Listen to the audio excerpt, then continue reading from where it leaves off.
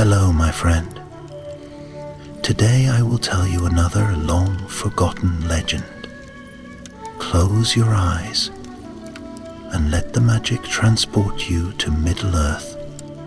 Our journey begins.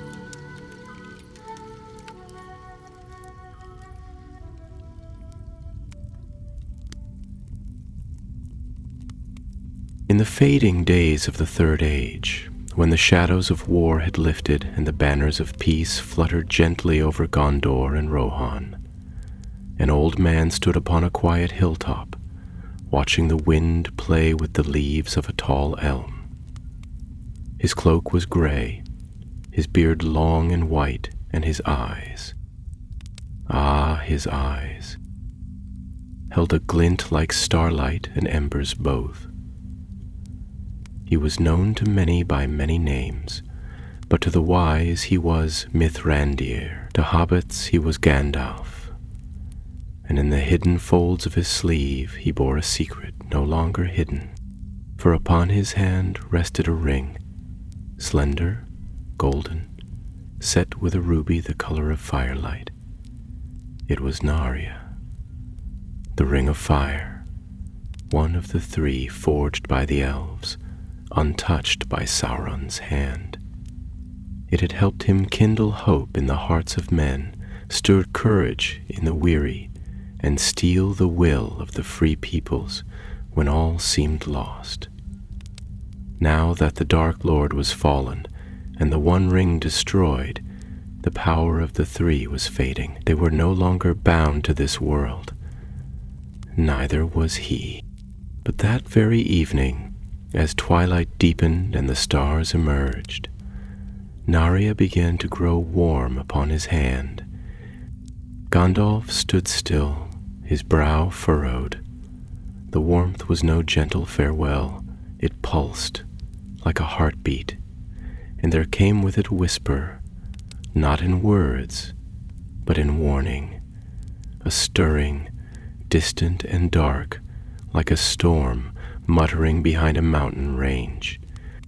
The wizard looked northward. Beyond the grassy hills of the Shire and the snow-tipped peaks of Ered Luin, beyond the ruins of Arnor and the haunted hills of Angmar, there lay a land few dared tread, the broken remnants of Angband, fortress of Morgoth, dark master of Sauron in the elder days, long buried and long feared. And from that direction came the fire's whisper. Gandalf turned away from the sea. His ship had not yet sailed. The time for farewell had not quite come. Far from the gentle lands of the south, in a wooded glen where mist curled like ghostly fingers between black trunks, a young ranger crouched beside a stream. His name was Calin, and he was of the Dúnedain, tall, keen-eyed, and silent as moonlight on snow. He had never seen war, not truly, though he bore the sword of his father, who had marched beneath Aragorn's banner at Pelennor Fields and never returned. Calin had wandered these northern wilds for years, protecting what little remained of old Arnor, watching the cold lands for signs of stirrings that should not be. And now he had found one, and the forest trees had burned, not by lightning or careless flame, but with precision, seared in circles, charred runes scorched into the earth. Animals were gone. The wind carried the scent of sulfur and old stone. Something was waking. He pressed a hand to the blackened bark of a pine and listened. The forest was silent. Then, crack, a distant sound, as of stones splitting deep beneath the earth. It came from the north. He mounted his horse and turned south. There was one he must find. In Rivendell, that fading house of song and memory, Gandalf sat beside Elrond's empty chair, drinking tea gone cold, He had come seeking answers, but the libraries were still and silent. The elves had sailed, the songs had ended, but a voice broke the quiet, soft, "Are you Gandalf?" The wizard turned, and a young man stepped from the shadows, travel-worn, eyes sharp. "I am," Gandalf said. "I am Calin, son of Maethor. There is something wrong in the north." Gandalf's eyes narrowed. "Tell me all." As Calin spoke, the ring of fire flared. The runes, the scorched trees, the strange symbols left behind like the teeth of an old beast rising from slumber. These were not the workings of wild men or wandering goblins. These were rituals, summonings, the marks of those who served an older, darker master than even Sauron. When Calin finished, Gandalf rose, already shouldering his staff. "You must come with me," he said. "There are things older than the kings of Gondor, and they do not sleep quietly." "What do you think it is?" Calin asked. "I do not yet know," Gandalf said, "but Narya whispers of fire beneath the mountains, and that cannot be left unanswered." By dawn, they rode out. Gandalf, astride a tall white steed, his robes billowing like storm clouds behind him. Calin beside him on his bay, his sword at his side, his eyes scanning every tree. They rode north through the Weather Hills, past the empty watchtowers of Amonsul, and into lands where maps turned blank, and old legends stirred like mist above forgotten barrows. Narya pulsed like a heartbeat. Its warmth was no longer comforting. It was warning. Something waited in the north, something with fire in its blood and ash in its breath, something that remembered the name Morgoth. And the whisper grew louder. Through loud wind-bitten hills and under storm-grass skies they rode, the wizard and the ranger, two figures set against the vast and brooding silence of the north. The land was old and long abandoned, where the ruins of ancient keeps and watch-posts stood like hollow sentinels, their stones blackened with age, their banners long rotted to threads. Few dared wander these parts, for the memories of Angmar still clung to the hills like a shadow that no sun could lift. It was here, in this forgotten waste, that Gandalf sought his answers, and where Calin's trail had begun. The days passed like clouds across the sky, swift and changeful. By night they camped under the boughs of twisted trees or amidst the stones of crumbled fortresses where once the Dunedain had stood against the Witch King. By day they followed the faint signs, burned circles of grass, scorched footprints in rock, and the ever-present scent of brimstone that lingered even after the wind had passed. And all the while, Narya grew hotter on Gandalf's hand, its ruby burning with an inner fire that matched the unease in his heart. They came at last to a deep hollow nestled within the northern flanks of the arid Mithrin, the Grey Mountains. There the land dipped sharply, and the trees grew thick and twisted, their bark blackened and their leaves withered, though it was not yet the season for dying. In the heart of that hollow was a stone platform, smooth as glass and dark as obsidian, etched with runes in a language that had not been spoken aloud in Middle-earth for an age. Around it, bones lay scattered, beast and bird and something larger still, their remains brittle and scorched. "This was no chance fire," Calin murmured, his voice low as he knelt beside the stone, running his fingers over the runes with a reverence born of fear. "This was made. I said Gandalf, who stood at the edge of the platform, his staff held before him like a warding flame. "And it was made recently. The words are fresh. They have not yet faded into the stone." "What do they say?" The wizard's eyes glimmered beneath his brows as he read, his voice low, ancient, and steady. "Awake, servant of fire. Stir, child of the deep. Let the dark flame rise once more and crown the ruin of the west." The wind rose suddenly, cold and sharp, though no clouds had passed the sun. Gandalf stepped back, his face grave. "This is a summoning, a call to that which should not be called." Calen stood, his hand falling to the hilt of his sword. "Do you think they've succeeded?" "I do not know," Gandalf said. "But if they have not yet, they mean to." From the edge of the clearing, a sound reached them, low, guttural, like the grinding of stone deep beneath the earth. It came again, stronger this time, and the ground trembled faintly beneath their feet. The horses grew restless, stamping and snorting, their eyes rolling with fear. Gandalf turned northward, his gaze piercing the woods. "We are close," he said. "Closer than I had hoped."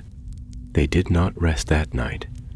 Instead, they pressed on, traveling under moonlight pale and wan, for the fire in Narya no longer flickered gently. It blazed. The whispers were no longer words but sensations, thoughts that curled and coiled like smoke in the corners of Gandalf's mind. They were drawn now, not merely by trail, but by something older. A pull, as if the ring itself sought to return to the heart of fire from which it had been wrought. The trail led them through crag and ravine, over fallen bridges and into a ravaged pass where once the dwarves of Khazad-dûm had traded with the north. Now only silence dwelt there, and the wind carried with it the distant, unmistakable stench of smoke rising from snow. It was on the third day after discovering the summoning circle that they reached the edge of an ancient quarry, half choked with snow and ash. In its depths, fire gleamed. They dismounted and made their way down the rocks, quiet as hunting cats. From behind a jagged outcropping they saw them. Figures in dark cloaks, faces masked in iron, standing in a circle around a pit that belched forth smoke and heat. In the center was a monolith of black stone upon which burned strange red runes. One of the figures held aloft a staff wrought with flame, and as he chanted, the others echoed his words, their voices thick with heat and malice. Gandalf's hand tightened around his staff. "They are flame-bound," he said, and there was iron in his tone. "Remnants of the ancient cults of Morgoth, fire priests who once served in the temples of Angband. I thought them long scattered or slain." "What are they doing?" Calen whispered. "Calling," Gandalf replied. "Calling to what sleeps beneath." A sudden crack split the air, and from the pit there came a blast of heat so strong it seared the grass upon the quarry's edge. The chanting rose to a fever pitch. The runes flared on the monolith, and the ground shook. Gandalf stepped forward, drawing himself to his full height, his voice like thunder against the chanting. "Enough!" The air seemed still for a moment. The cultists turned, their faces hidden behind iron masks, their eyes glowing with unnatural fire. The leader stepped forward, pointing his staff at the wizard. "You are too late, Mithrandir," he said, his voice like the hiss of steam. "The flame of the north wakes. Your time is ended." "We shall see," Gandalf said, raising his staff, and the light of Narya blazed forth, white and red and gold, brighter than the sun and hotter than any forge. The cultists staggered, shielding their eyes, but the chanting did not cease. Then, from the pit a roar erupted, not of beast nor of man, but of something older, deeper, a sound like the collapse of mountains and the scream of burning trees. Fire poured forth, and a great hand of flame reached upward from the dark, clawed and crowned with embers. Calen drew his sword, but Gandalf held out his hand. "No," he said, "steel will not serve us here." "What is it?" "A Balrog," the wizard said, "or what remains of one, trapped since the War of Wrath beneath the bones of Angband. But even embers may burn again, if fed with madness." The flame hand gripped the edge of the pit, and the ground trembled as the creature began to rise. "Run?" Calen asked. Gandalf did not answer. The ring of fire blazed hotter than ever before, and in the silence before the battle, it whispered not in words, but in will, a choice, a call, to stand or to flee, to burn or to banish. For a long moment, time seemed to halt as if the very air held its breath. The fire from the pit danced high into the gloom, casting wild shadows across the quarry walls. The cultists stood unmoving, their cloaked forms caught in a rapture of awe and terror, their chant fallen to a hush as they beheld the thing they had sought to awaken. The hand of flame clawed at the stone, and from the depths of the earth rose a shape of smoke and wrath, vast and formless, save for the great coals that burned where eyes might have once been, and the ever-changing visage of fire that flowed across its face like molten iron. It was no longer a creature of flesh and bone, but something twisted, a memory of what it had once been in the elder days. A Balrog, servant of Morgoth, scourge of the Silmarils, bound now in ash and hunger, yet still a thing of terror.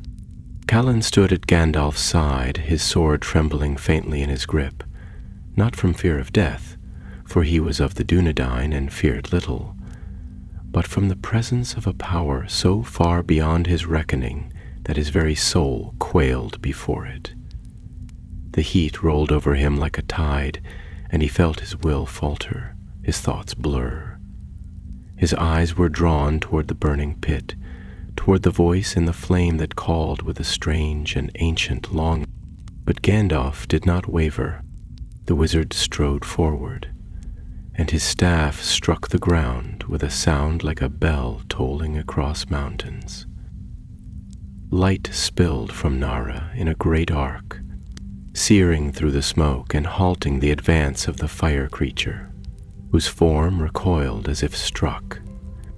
The cultists shrieked, their robes billowing as they fell back, shielding their masked faces with their arms. The leader stood firm, though his voice faltered when he cried, "You have no power here, Grey Pilgrim. The west is departing, and the old fire returns." But Gandalf answered him not with words, but with fire of his own. He raised his hand, and the ring of fire blazed like a falling star. The light of it pierced the gloom, not with the consuming heat of destruction, but with the steady, kindled strength of enduring flame, the fire of hope, of resistance, of unquenchable spirit. The Balrog's shape flared and shrank back, its roar a sound that shook the bones of the earth. The pit cracked wider, flames spilling from its edges like blood from a wound, and the rocks trembled beneath their feet. "Back!" Gandalf cried, and his voice rang like silver on steel. "Back into the dark from whence you came. This world has no place for you." But the creature did not heed. With a scream like wind through 1,000 broken windows, it surged upward, casting aside the stone rim of the pit and rising in full form.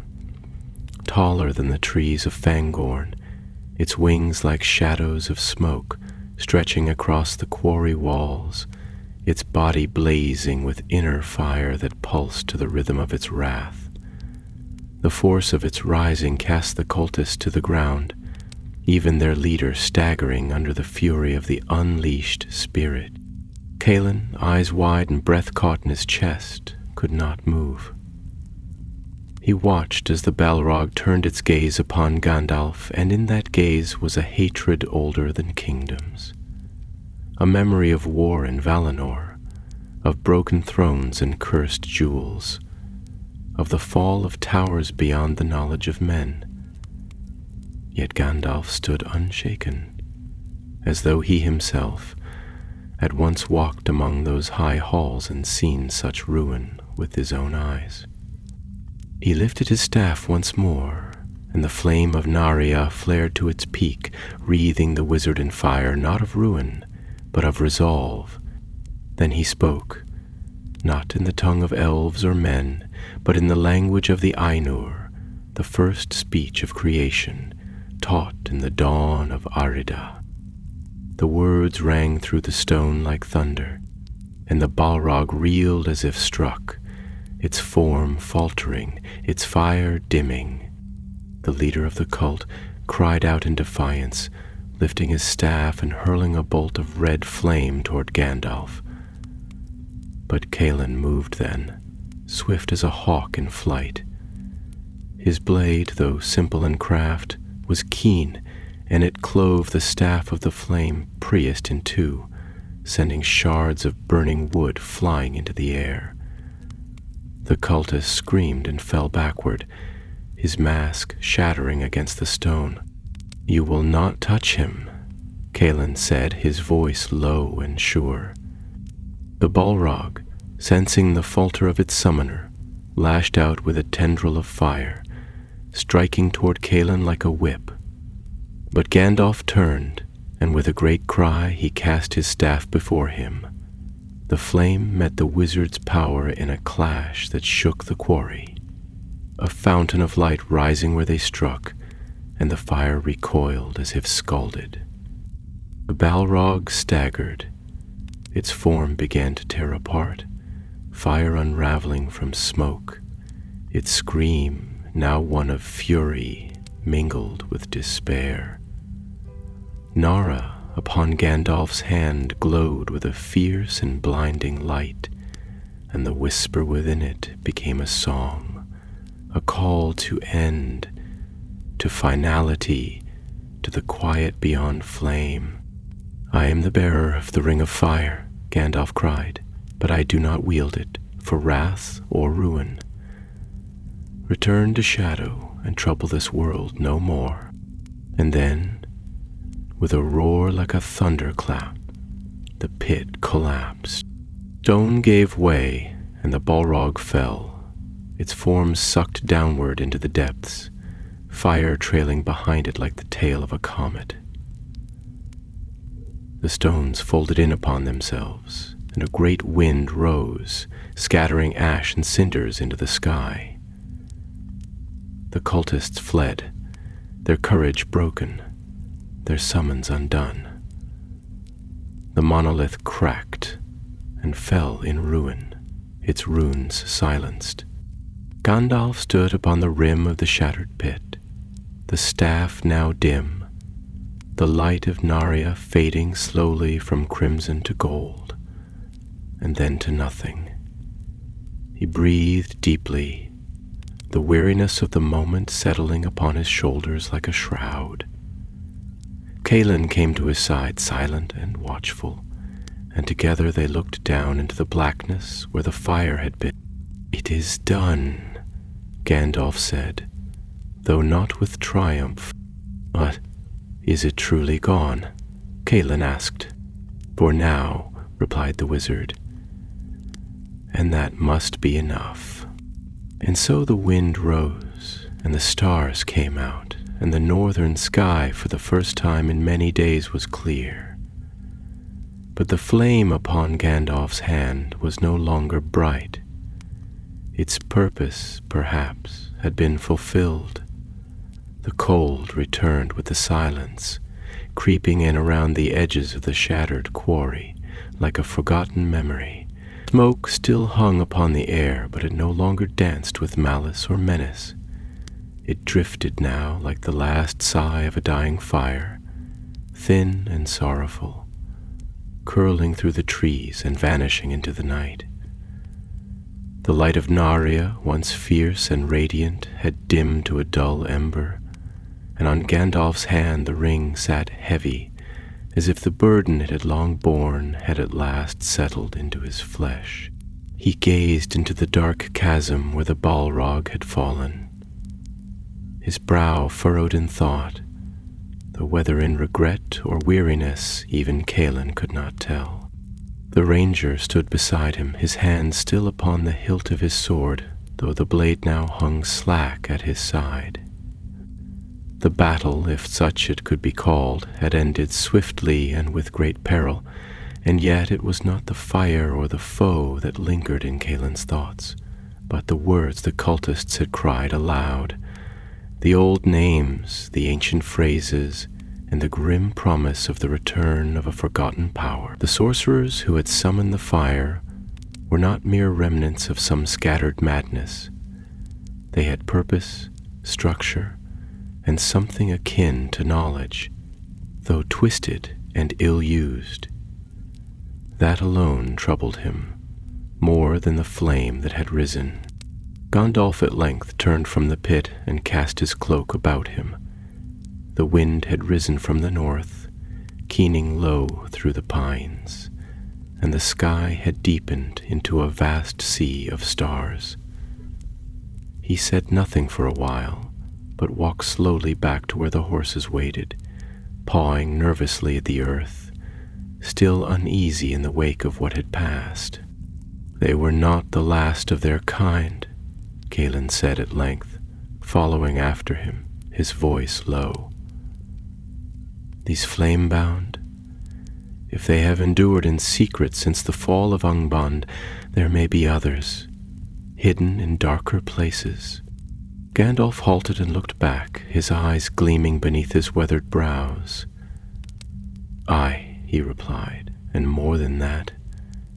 They spoke as though to something sleeping, something ancient, and worse still, something that remembered. The creature we cast down tonight was but the shade of a greater terror, and though we have sealed it again, the spell was never meant to hold forever. Not here, not in this broken earth. They spoke no further that night, but made camp some leagues away, beneath a rocky overhang where the firelight could not be seen from the heights above. There they tended their weariness in silence, though Gandalf said no prayer, nor did he sing. Calin noted it, for he had often heard the elves and their kin speak words of binding or remembrance after battles such as these, but the wizard seemed lost in thought, the lines of his face drawn deep with things unspoken. Even the flame he kindled burned low and reluctant, as if Narya's fire no longer answered with the same vigor as before. When dawn at last crept over the land, pale and chill, they broke camp and rode south, away from the ruined quarry and its haunted fire. Gandalf led in silence, though now and again he would raise his head, as though listening for some far-off whisper that came not. Calin too felt the change in the air, not a darkness, but a thinning, as though the world itself were slowly turning away from the powers that had once dwelt within it. He said nothing, for he had not the wisdom to speak of such things, but he marked the weariness in Gandalf's shoulders, and the fading spark in his eyes. They passed again through the hills of Angmar, now grey and empty, where broken stones littered the land like bones of a dead kingdom. Here and there stood remnants of towers, cold and jagged against the sky, and Calin wondered what watchmen had once stood atop them, and what darkness they had seen approach. Now only the wind moved among them, and no banners flew. On the third day they came upon a band of rangers, skinsmen of Callan's people, keeping vigil upon the edge of the North Downs. These men, grim-faced and sharp-eyed, welcomed them with wary respect, for all had heard the tales of Mithrandir the Grey and his deeds in the wars of the south. Gandalf spoke with their captain in quiet tones, sharing word of what had passed in the ruins, and what might yet linger in the depths beneath the mountains. The rangers listened well, and took counsel among themselves. They would increase their watch, they said, and send word to Aragorn, now King Elisar in Minas Tirith, though the lands were far and the road long.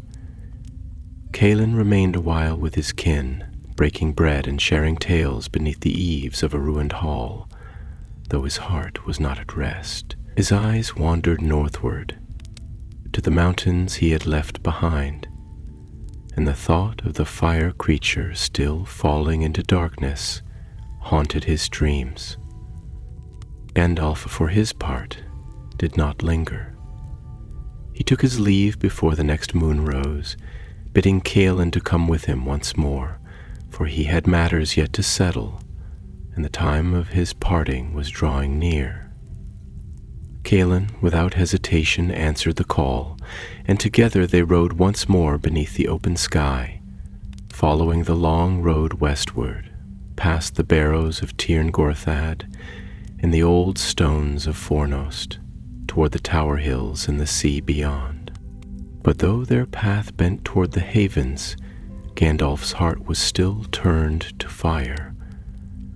Narya, though dimmed, remained warm against his skin, and now and again he would hold it in his hand and listen, not for words, but for silence, for the final peace that would signal the end of its power. Yet that silence did not come. One night, as they camped beside a stream in the wide lands west of Bree, Gandalf spoke at last of the thing he had held back. "The Ring of Fire was given to me by Círdan long ago, before the last light of Gil-galad faded in the east," he said, his voice low and tinged with a weight that seemed older than the trees. "He saw in me not only the need for wisdom, but the need for strength, the strength to stir the hearts of others when all else was lost. And in truth, it served me well, though I bore it in secret." He turned the ring in his fingers, watching the dim ruby flicker in the firelight. "But now I fear it speaks no longer only to me. The fire it kindled in the hearts of men, elves and dwarves alike, now it stirs in other places, in other minds. The cult we faced in the north were drawn by something beyond their own madness. Narya calls still, but who it calls to, I cannot say." Calin sat silent, pondering the words. "Will you cast it away?" he asked at last.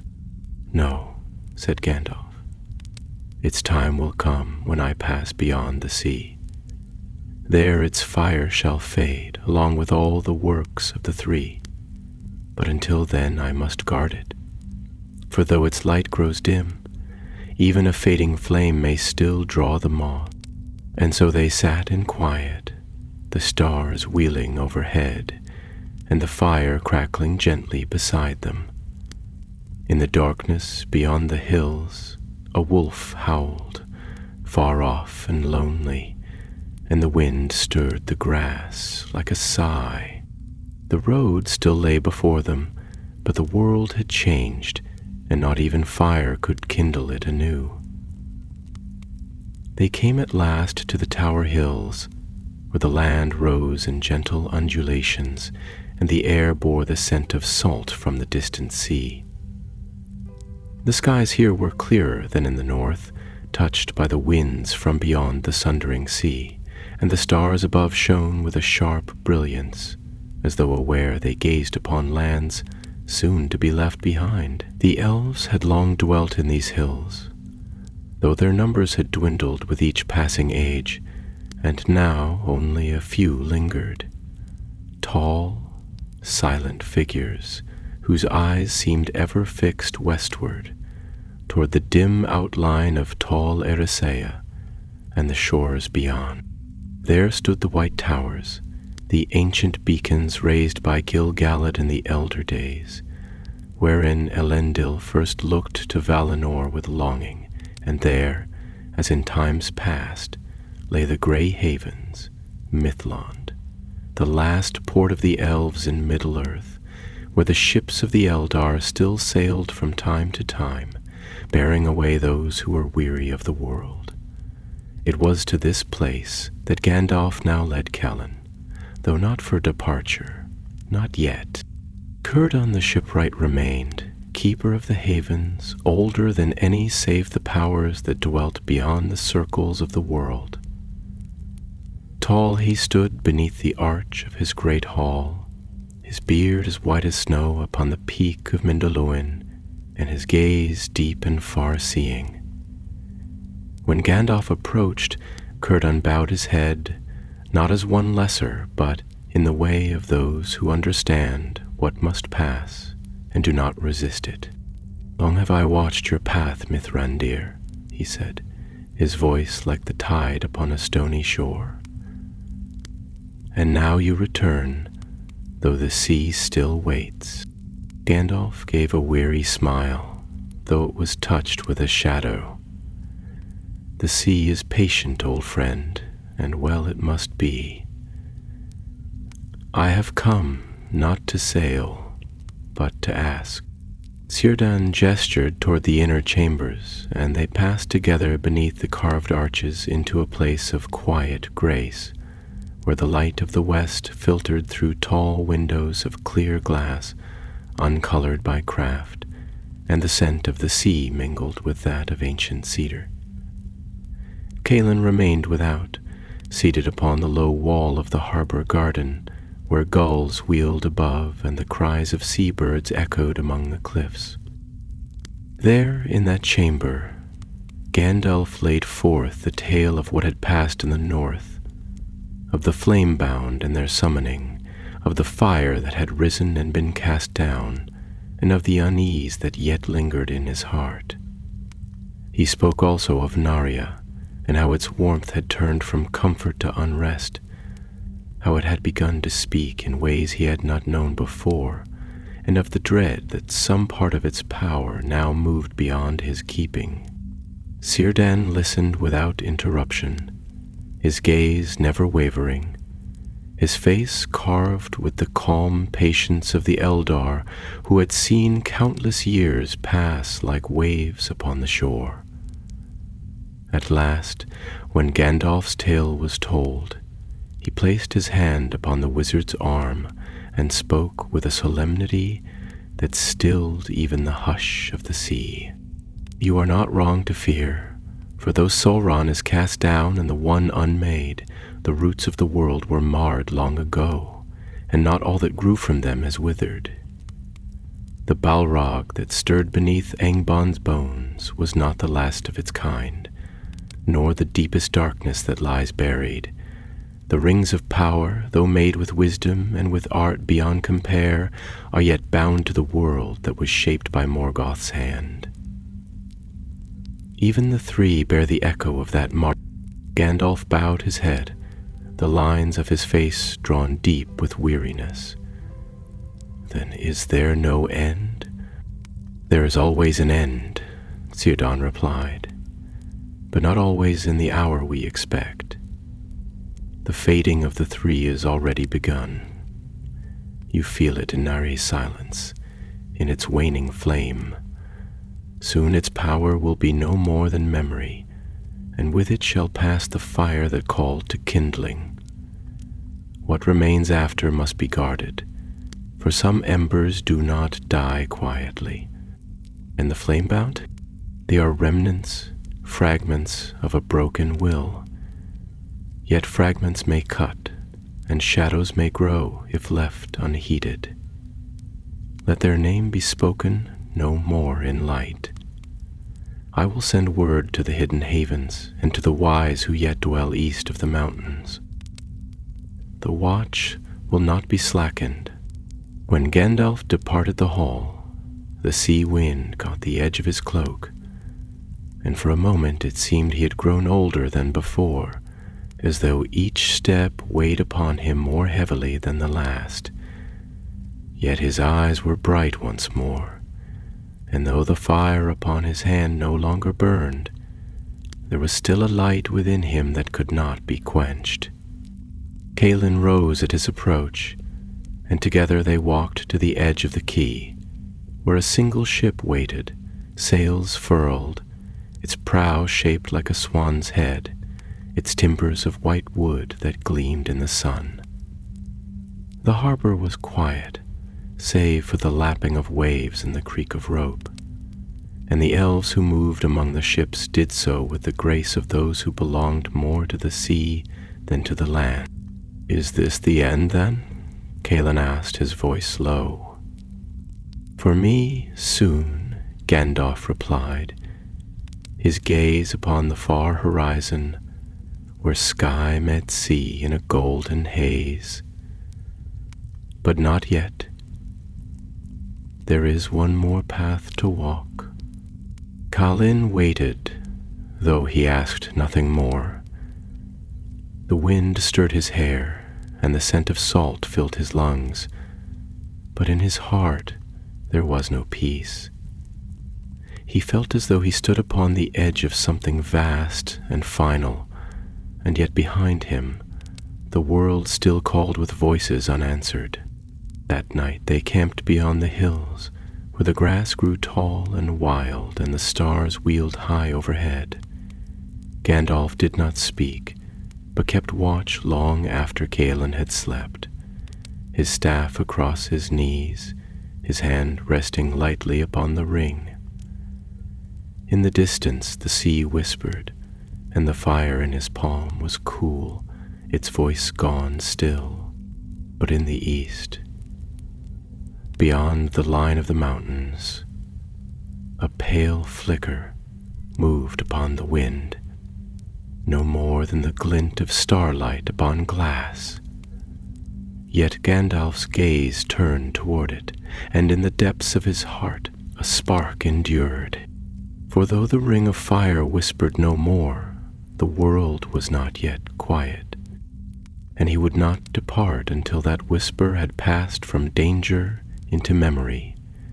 As the days turned and the season waned toward the ending of summer, Gandalf and Calin turned eastward once more, riding through the rolling lands beyond the Tower Hills, where golden grasses waved like the sea under the breath of the west wind, and the sky stretched vast and cloudless above them.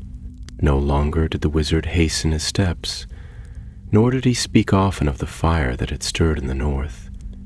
Yet something in his bearing had changed, as though the knowledge he had sought in the halls of Círdan had both settled his heart and stirred it anew. They came again into the lands of the Shire, though they passed not through its gentle lanes or beneath the hedges of its flowering borders. Gandalf led their course along the northern marches, far from the settled hamlets of the hobbits, for he had no wish to bring unease to those fair folk, who now lived in peace and freedom, their fields green and their hearts light. Yet even in those quiet lands the wizard's gaze was often turned to the east, and his hand, though now rarely lifted to wield the power of Narya, would from time to time touch the ring, as though listening to some sound faint and distant. Calin spoke little in those days, though he watched and listened well. He had seen fire fall from the sky and darkness stir in forgotten places, and though his years were yet few, his heart had grown deep with the weight of all he had witnessed. He was not like those rangers who had passed into age with the memory of Arnor's decline heavy upon them. Rather, he bore within him the seed of something new, a line not broken but rekindled, and Gandalf knew it. It was upon a day when the sky had turned to gray and the wind smelled of rain that they came to the edge of the Weather Hills. There, upon the slopes where once the tower of Aman-Sul had stood proud, Gandalf paused and looked long upon the broken stones, half buried in grass and moss. The ruins were silent now, touched by time and sorrow, yet Callan felt in that place the breath of older things. Not all of them faded. This was once a watchtower, Gandalf said at last, his voice low, as if speaking to the stones themselves. Here the kings of Arnor kept vigil, and here was set the Palantir of the North, the seeing stone of Elendil. It is long gone, lost in the wars that broke the realm, but the memory of fire lingers in this place. I feel it still. Callan stepped beside him and looked out across the wide lands, the mist curling in the hollows and the sky darkening with the first approach of storm. In the distance, the road wound like a pale thread toward the east, toward the lands where once the Witch King had ruled and where now only wild things stirred. "There is something near," Gandalf said, and the staff in his hand gave a faint shimmer, not of light, but of a subtle heat, like the breath of a forge just before the coals are stirred. Narya, though dulled and quiet, seemed now to pulse faintly upon his finger, and his eyes narrowed as he gazed toward the northeast. They made their camp beneath the eaves of a twisted grove, sheltered from the rising wind. Gandalf set no fire, but kept vigil in silence, his thoughts turned inward. His gaze fixed upon the middle distance, where the hills dipped toward an ancient ford. In the middle night, when the rain had begun to fall in thin whispering streams, a sound rose from the dark, not loud, not near, but deep and rhythmic, as of drums beaten far beneath the earth. Callan stirred and looked to the wizard, whose face was grave. "They dig," Gandalf murmured, his eyes still closed. "Not stone nor earth, but memory. There are those who seek to uncover what lies buried, not by chance, but with purpose." The next day they turned from the road and rode northward into the wilder lands, where trees grew close and the soil was dark and rich with rot and old growth. Here, the hills were sharper, the ground uneven and tangled with roots, and the sky seemed ever dim, even in the brightness of noon. They came at last to a glen where the trees had been felled, not by storm or age, but by fire. The stumps were blackened, and the grass had not returned. In the center of that place stood a circle of stones, crude and sharp, set in a pattern that did not speak of any folk known in Middle-earth. Upon each was etched a mark, a rune of fire, etched not with ink or chisel, but burned into the very rock as if by a hand of flame. The scent of sulfur hung heavy in the air, and Callan felt his breath catch in his throat.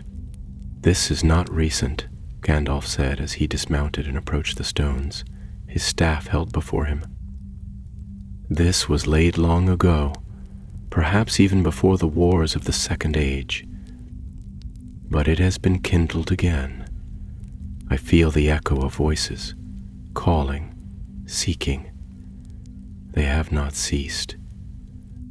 He knelt beside one of the stones and placed his hand upon the mark.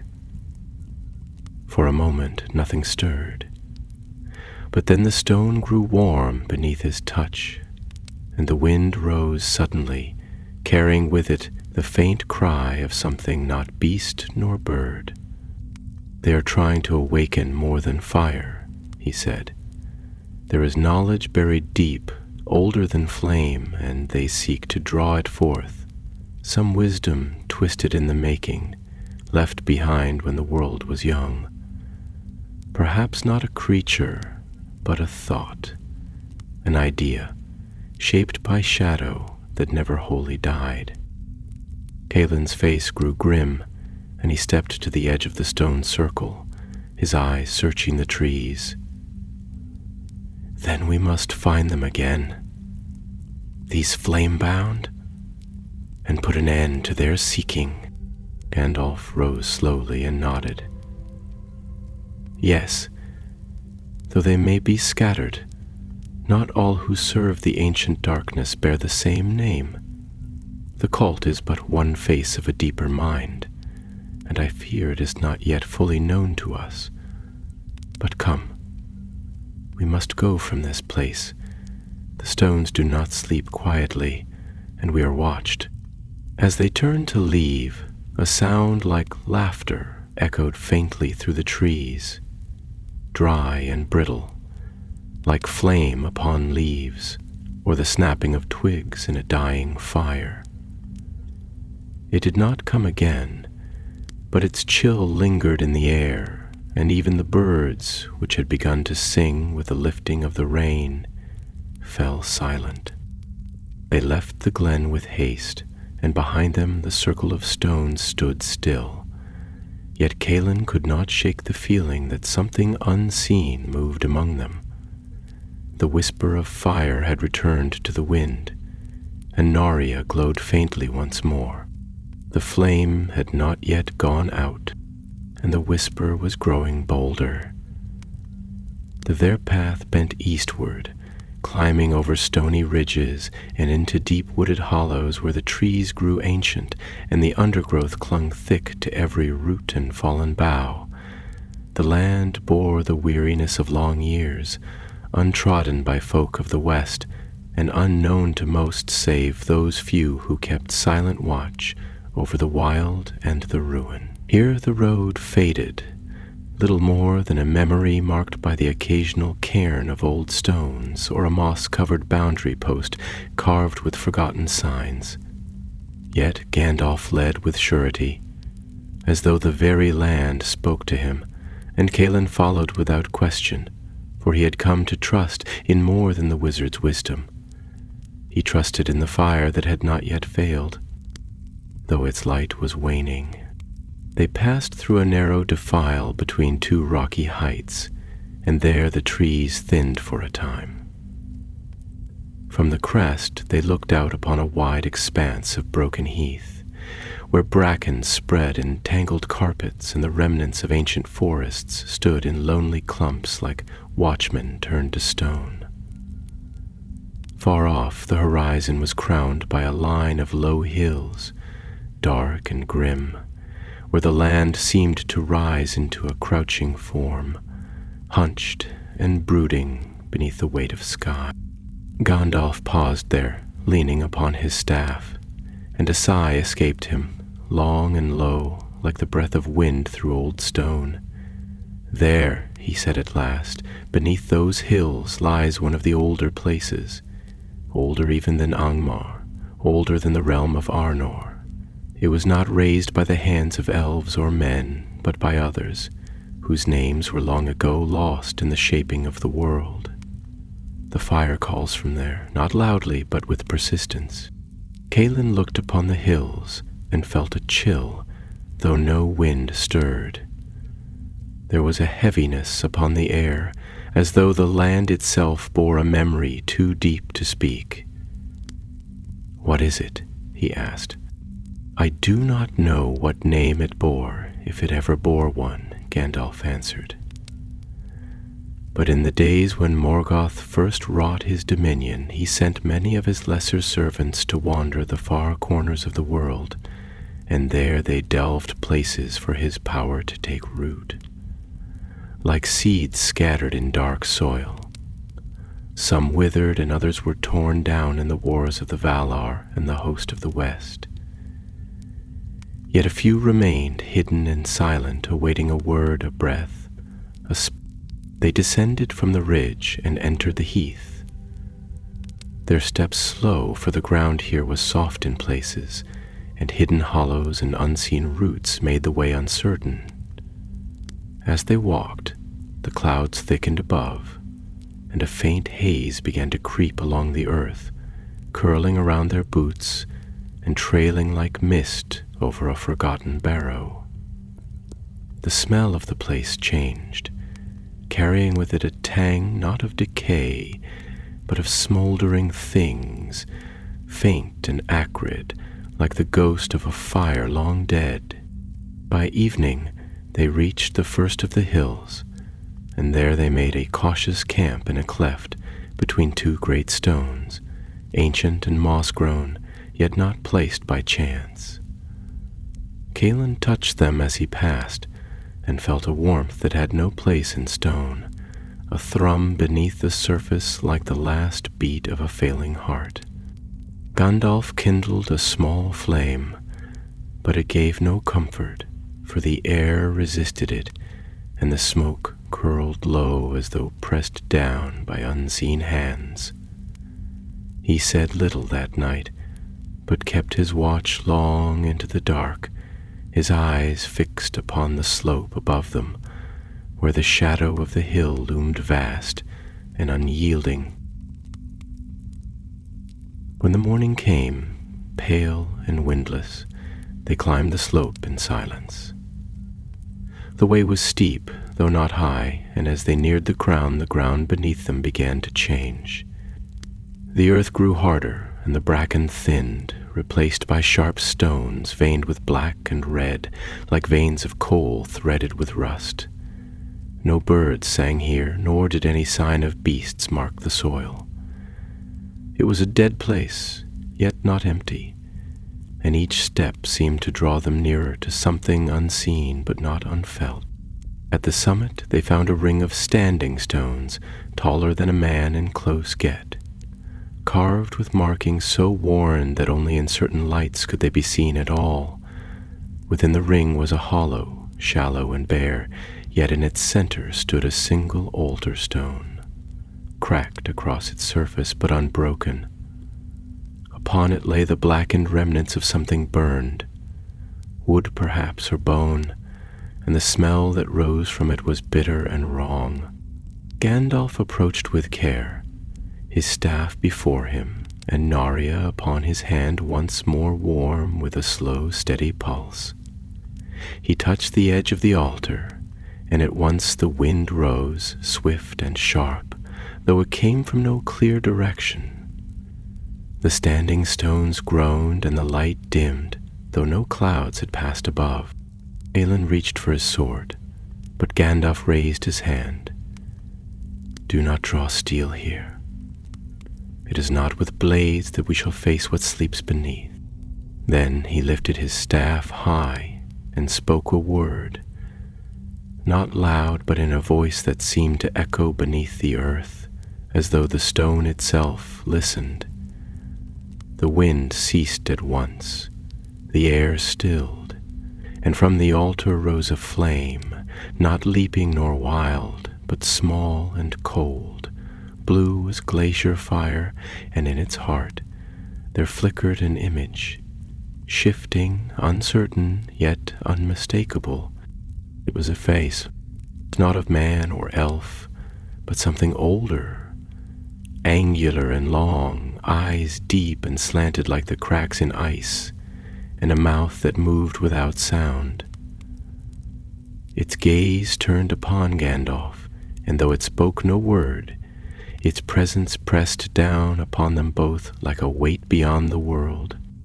Gandalf stood still, bearing the gaze as one might bear the onset of a storm, and then he spoke again, his voice firm. "You are not yet returned. The time is not yours." The flame shuddered, and the image flickered. For a moment it twisted, becoming smoke and fire and ash, and then it vanished. The wind returned with a cry, and the altar stone split with a sharp crack, the sound echoing down the hill and far into the hollows beyond. Gandalf stepped back, his face pale, and for a long time he said nothing. At last he turned to Calin, who had not moved. "There is more beneath the surface than I had feared," he said. "This was not a shrine built by servants. It was a vessel, a gate, sealed by rites older than memory and now weakened. The cult did not create this.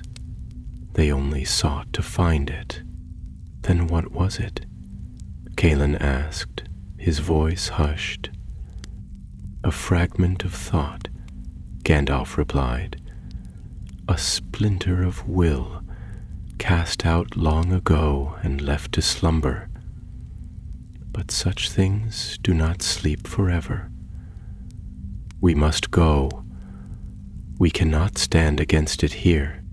And so they departed the hill beneath the gathering clouds, the ring of stone standing still behind them, silent and watching.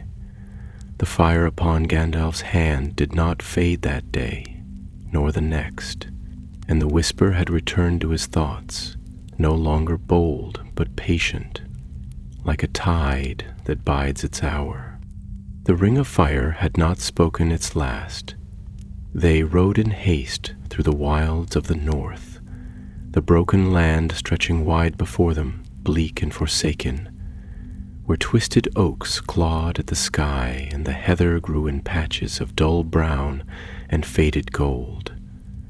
The sky above was low and full of shadow, and the light of the sun, though not wholly gone, passed through the clouds like the dimming glow of embers long untended. In this place the silence was deep, not merely from the absence of life, but as if some old song had ceased long ago, and no voice remained to raise it anew. Calin rode with his head low, his eyes searching the land even as his thoughts turned inward. He felt now the weight of their journey, not merely in his limbs or in the dust that clung to his cloak, but in his heart, where the dread of things half seen and half understood had begun to take root. He had looked upon the face in the flame, and though it had passed in a moment like a wisp of smoke, it lingered still behind his eyes, had not been a creature in the shape of fire, nor some wraith of Morgoth's making, but rather something deeper, a presence, a memory that watched and waited, patient and undying. Gandalf did not speak for a long time. His face was stern and quiet, and his hands gripped the reins with care, though his thoughts clearly wandered far beyond the rolling moors. The fire of Narya still flickered faintly upon his hand, not in brilliance or warning, but as a steady, pulsing ember, neither fading nor flaring. It was the sign, he knew, that the ring's purpose had not yet passed, though its days were waning. What remained to be kindled was not light, but vigilance, for the fire he bore was now the fire of wardenship, and the shadows he felt stirring were not to be undone with fire alone. At length they came to a place where the land fell away into a narrow gorge, and a stream ran swift and gray at its bottom. The rocks there were worn smooth by time and water, and ferns clung to the damp crevices in thick green clusters. It was a quiet place, untouched by the blight they had seen elsewhere, and Gandalf paused there.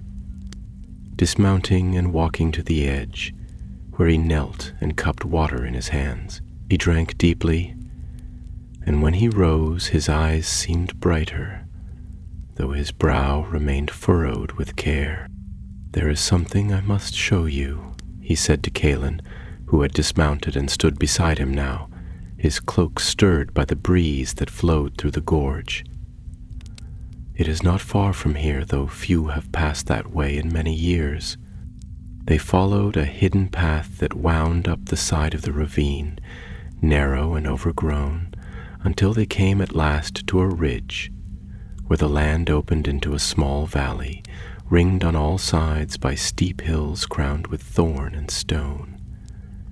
In the center of that valley, surrounded by the shattered remnants of what had once been tall walls, stood a ruin, square in shape and low to the ground, its stones weathered by wind and lichen-covered. Upon its threshold was carved a sigil of 3 flames entwined, though time had worn it to a faint outline. "This was once a house of learning," Gandalf said quietly as they passed through the threshold and into the ruin. "In the elder days, after the fall of Angband, but before the coming of the Númenóreans, some among the elves and men who had resisted the darkness gathered here, seeking to understand what had been and to guard against what might return. They were not warriors nor kings, but stewards of knowledge, and they watched the north when few else dared." Callan walked slowly through the ruin, his eyes taking in the crumbled shelves, the fallen lintels, and the marks upon the walls, some carved, others painted, faded to ghostly outlines of runes and signs.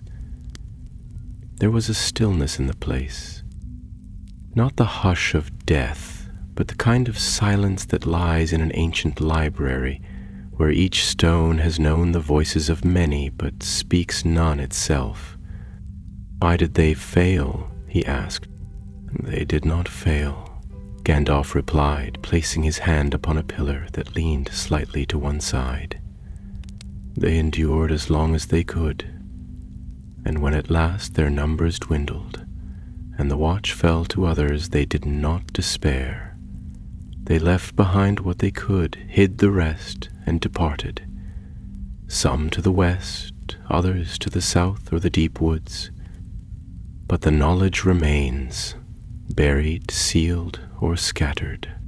He moved to a stone basin in the center of the chamber and brushed away the dirt and moss that had settled there. Beneath the grime, faint inscriptions shone, written in a hand both strong and fine.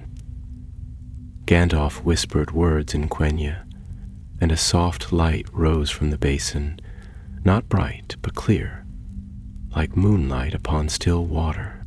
In the gay that followed, within it there appeared images, fleeting and incomplete. A circle of fire, a mountain wreathed in smoke, a door of iron sealed by roots, and at the last a single word written in flame. Tarnagil, the name of a place not heard in song or tale for many ages. "I had forgotten," Gandalf murmured, "but the ring did not." Callan looked at him, confusion in his face. "What is it?" "A name buried in the time before time," the wizard replied. "A vault of the first fire, or so it was once called. A place where a shard of the flame Morgoth stole from the heart of the world was hidden by his servants before the War of Wrath. Not a creature, nor a weapon, but a source, a wellspring of power, raw and unfettered. It was believed lost when the seas rose and the lands were broken, but now it is not lost? No," Gandalf said, his face grim. "It calls again, through flame and ruin, drawing to it those who seek mastery through fire. The flame-bound are only the first. Others will come, drawn by hunger, by the promise of dominion, or by the whisper of vengeance long buried." He let the light fade, and the basin darkened once more. "We must find this place," Callan said, his voice low, resolute. Gandalf nodded. "Yes, for if they reach it first, there will be no strength in the west to withstand what might follow. And Naria's flame, though fading, may still serve one final purpose." Thus they departed the hidden refuge, leaving behind the ruin of ancient lore, and turned again to the east, toward the hills where the bones of the world lay buried. The journey that lay ahead was dark and uncertain, but in the fire upon Gandalf's hand there still flickered a single, unwavering light, the light of resolve, and the fire that endures not for glory, but for hope. The road now turned into lands yet deeper in shadow, far removed from the places where the stars were bright, or the wind carried the laughter of birds. They rode through forgotten woods where the trees leaned close, and the roots tangled like ancient limbs seeking to catch the heel of any who passed. The air was damp with the breath of stone and the scent of old fire. Ash that had long cooled, yet left its mark upon the land. No songs were sung here, and no lore spoke of these places, save in whispers that faded from memory like smoke from an evening hearth. It was into such a place they entered, Gandalf leading with quiet purpose, his staff ever before him, and the light of Nara burning now with a low, persistent heat that pulsed in time with the beat of his heart. Callan followed close, his cloak drawn tightly about him, and his hand upon the hilt of his sword, though he knew well that steel would do little should they come upon the servants of flame once more. Yet he bore the weapon not for comfort, but for memory. For it had been his father's blade, and in its weight he found the strength of those who had stood before him, unbowed by shadow. Their path led them down into a broad valley ringed by cliffs of black stone, jagged and tall, as if some great hand had torn the earth and left its scars to harden in the sunless years. The light was dim even at noon, for a mist lay upon the valley floor, thick and shifting, veiling the rocks and old trees in a gray shroud that dulled both eye and ear. It was a place that breathed unease, though no voice cried out and no creature stirred. In the heart of that valley there stood a mound, low and wide, overgrown with heather and lichen, yet not wholly lost to time. Stones marked its perimeter, tall and narrow, black with age, and carved with signs in a script neither dwarvish nor elvish, but older still. Marks of a craft born in the ancient days before the elves had awakened by Cuivianen. There Gandalf halted. "This is one of the gates," he said, his voice quiet but firm. There were many such mounds, raised in the elder years not to bury kings, but to seal that which must not rise. Here lies one of the keys to Tarnilcar, though none knew it by that name in ages past. Callan stepped forward, his eyes upon the stones. "Is it a tomb?" "No," said Gandalf. "Not as you know it. There is no body beneath, only a passage, a path carved into the bones of the world, leading to a place of fire unquenched. The mound is the lock, and the rights to open it are long lost, or were meant to be." Even as he spoke, a tremor passed beneath their feet, slight but sharp, as if some vast breath had stirred within the deep earth. The wind that had lain still rose now in a sudden gust, lifting dust and ash from the stones, and from the mist there came the echo of a voice, low and distant, yet speaking in a tongue that clawed at the edge of memory. Gandalf's staff blazed with sudden fire, and Narya flared upon his hand, casting long shadows across the stones. "They are near," he said, "those who would undo the seal. They come not as armies, but as whispers, as smoke slipping through the cracks of the world." From the edge of the mist, figures began to take shape, tall and robed, with faces hidden beneath helms of blackened iron wrought in the likeness of flame. The flame-bound had returned. There were 5 of them, standing in a wide arc before the mound, each bearing a staff of dark wood wrapped in bands of scorched bronze. One among them stepped forward, his voice rasping hiss like coal crushed beneath stone. "You come too late, Grey Wanderer," he said. "The seal weakens. The door stirs. The fire you carry will feed the flame to come." Gandalf did not answer, but stepped forward, lifting his staff, and the ground between them burst alight in a ring of white fire, sharp and cold as moon-forged steel. The flame-bound recoiled, but the leader stood firm, his voice rising in song or chant or spell. Colin could not tell, but the words hurt the ear, and the air around them grew heavy. Then Gandalf spoke in reply, and the words he uttered were as wind in the crowns of trees, as rain upon stone, as starlight upon deep water. The fire he cast met the dark spell in the air between them, and the 2 powers clashed with a sound like the breaking of glass upon the mountain heights. The battle was not of sword and shield, but of will and word, of light against shadow, of fire born to heal against fire twisted to destroy. Calin stood at Gandalf's side, shielding his eyes as the light surged and the valley roared with soundless thunder. The leader of the flame-bound faltered at last, his voice breaking upon the rocks, and the others drew back, their staves raised in defense. Gandalf strode forward then, and his staff struck the earth before the mound.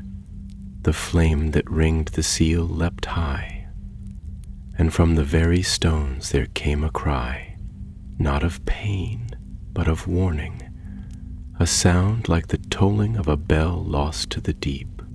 The flame-bound scattered into the mist, their forms vanishing like smoke in the wind.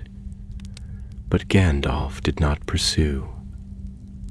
He knelt before the mound, his hand upon the stones, and there he whispered a single name, Chanelgar. The ground trembled, and from the center of the mound a crack appeared, narrow and straight, as though drawn by an unseen hand. A breath of heat rose from within, not wild nor burning, but steady, old and watchful. Calin stepped forward, his hand upon the wizard's shoulder.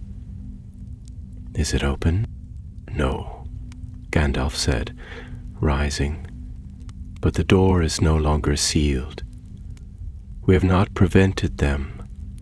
We have only delayed them."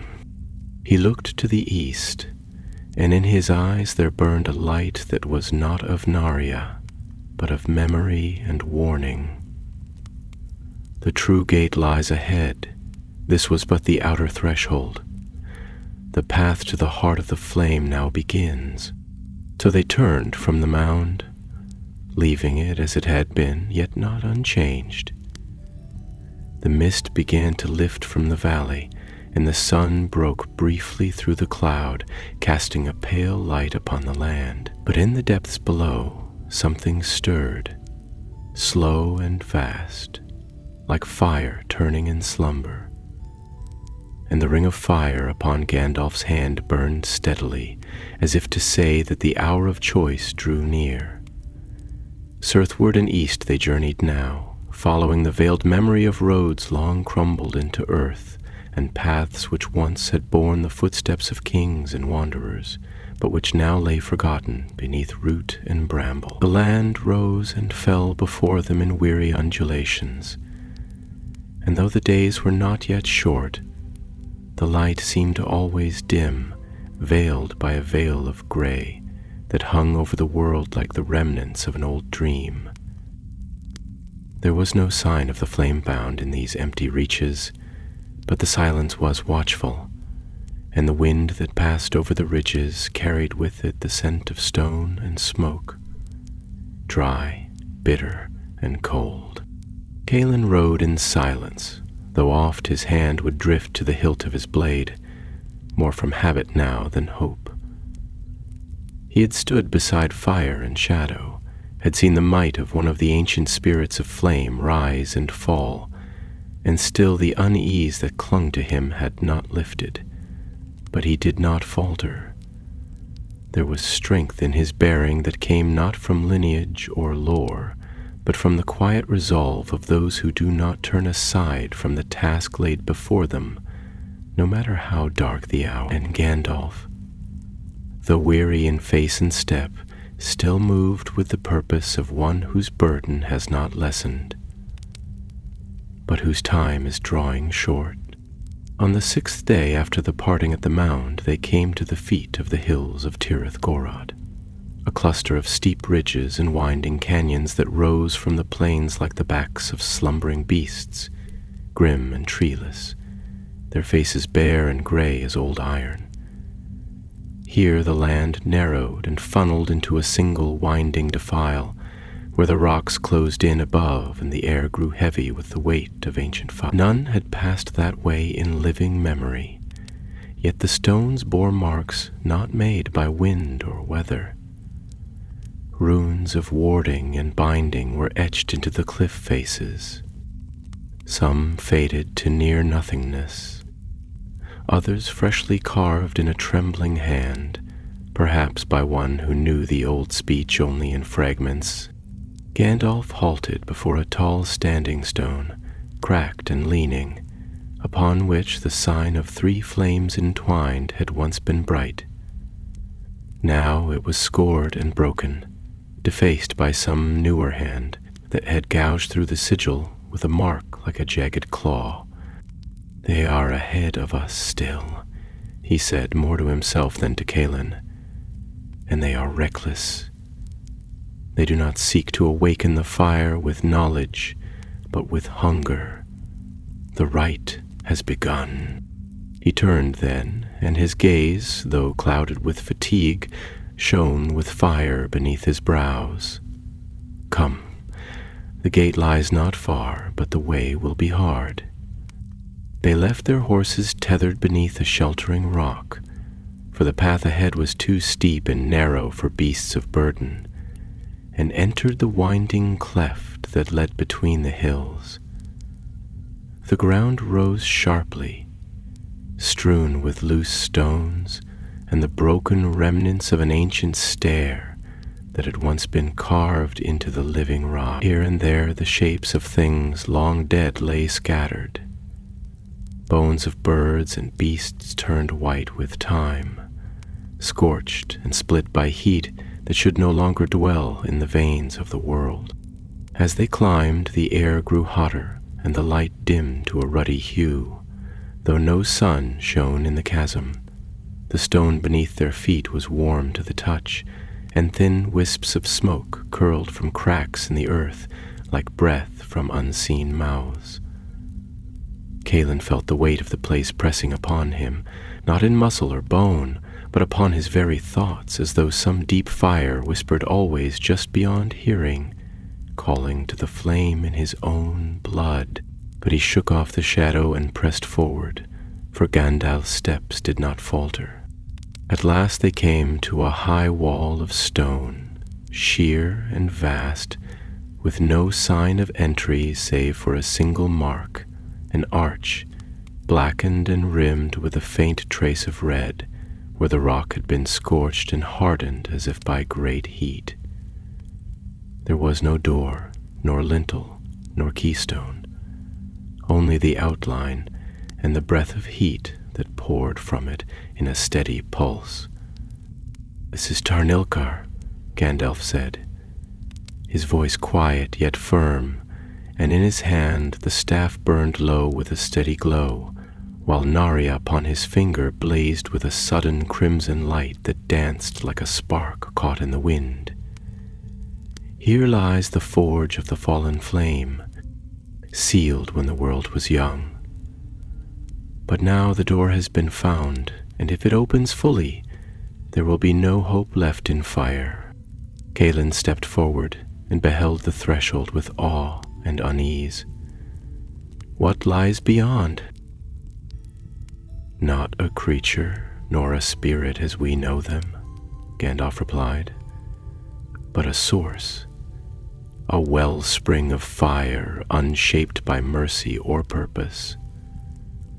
When Morgoth broke the symmetry of the music, he sought to bind power to his will. Some of that power was scattered in defeat, but pieces remained, fragments of pure flame, untouched by the hand of Ilúvatar. One of those lies beyond this gate. It was never meant for the world of men." Then from within the archway there came a sound, a dull thrum, like the beating of a forge hammer upon the anvil of the earth, steady and unceasing. The light deepened and the heat grew stronger, though the air did not burn, and from that shadowed place a voice came, not loud, not fierce, but vast and slow, as though it had not spoken in 1,000 years and had forgotten the form of speech. "Comes who bears the fire. One comes who would bind it or banish it." Gandalf stepped forward, and the flame of Narya answered, flaring bright, "I come not to bind, nor to claim, but to end." There was silence. Then the voice returned, lower and deeper, like the grinding of mountains in slumber. "The fire remembers. The fire endures. What is ended may be kindled again." And then the arch blazed forth with sudden brilliance, and the stone before them gave way with a sound like thunder, revealing a vast stair descending into the heart of the hill, where light and flame danced in shadows without end.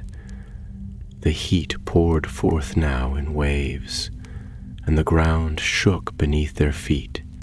Kaelin drew his sword, though its steel seemed dull in the glow, and looked to Gandalf. "Do we go in?" "We must," said the wizard. "For if we do not, others will.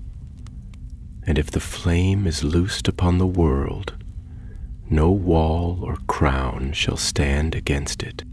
So they passed beneath the arch, and the light of day fell behind them. The stair descended into the deeps, and the air was filled with the scent of fire and the long-forgotten breath of the earth's burning heart. The whisper of the ring of fire was no longer faint. It was a song now, ancient and perilous, and its final verse had begun. Down they went, ever deeper, beneath the bones of the hills and into the ancient dark, where light had not dwelt since the elder days. The stair that led them was cut of black stone veined with red, wide enough for 3 men to walk abreast, yet so steep and winding that the world above vanished from sight within moments, swallowed by the weight of the earth. No torch was needed, for the walls themselves gave off a faint red glow, like coals buried in ash, and from the deep there rose a heat that pressed upon the skin and filled the lungs, not as fire devours, but like a forge that waits for the hammer's fall. The air did not burn, yet it bore the taste of old flame, of metal forged in times before memory. Neither Gandalf nor Kaelin spoke. for the silence of that place was vast and listening.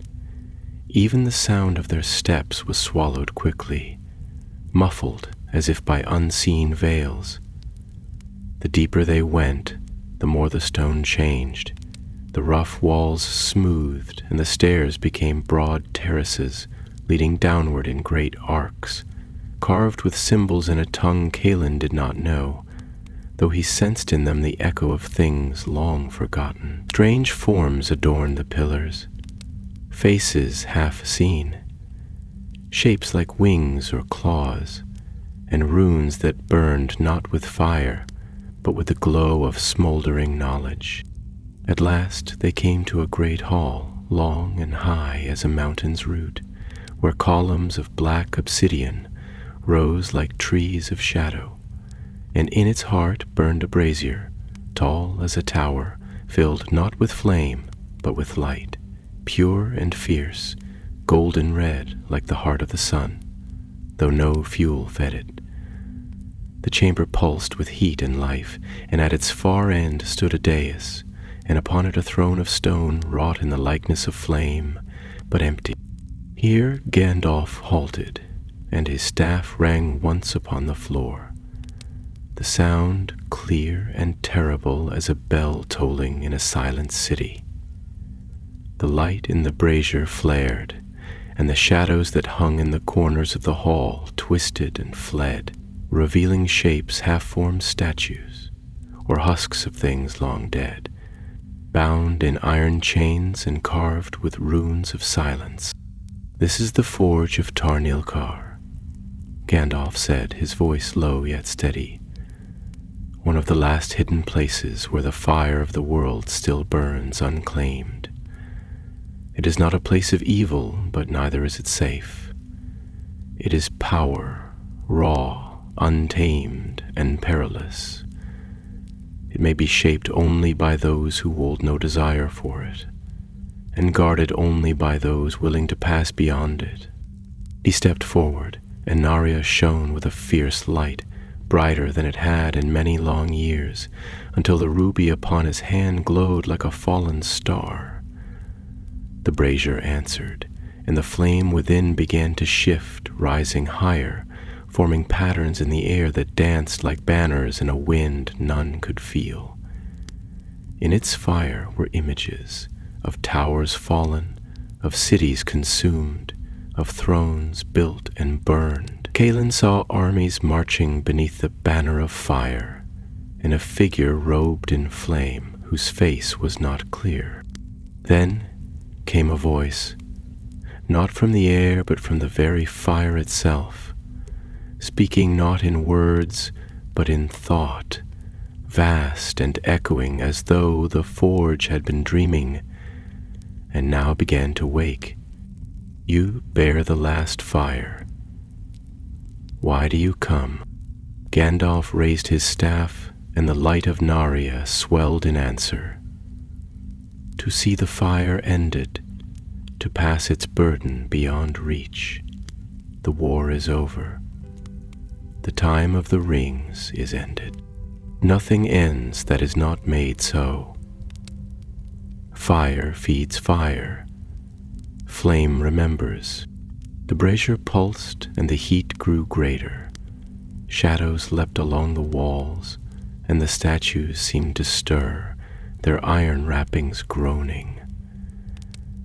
Calin stepped to Gandalf's side, his blade drawn now, though it gleamed pale and uncertain in the light of the forge. Gandalf's voice rose, filled with strength, not of wrath but of finality. "The fire I bear was given to kindle hope, not to awaken ruin. Let it be the last. Let this forge be sealed. Let the flame sleep again."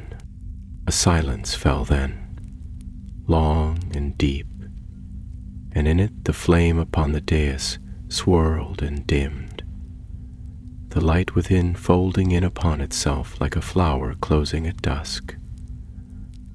The heat lessened, and the thrum in the stone eased, but before the light faded, it flared once more, and a shape stepped forth from the edge of the chamber.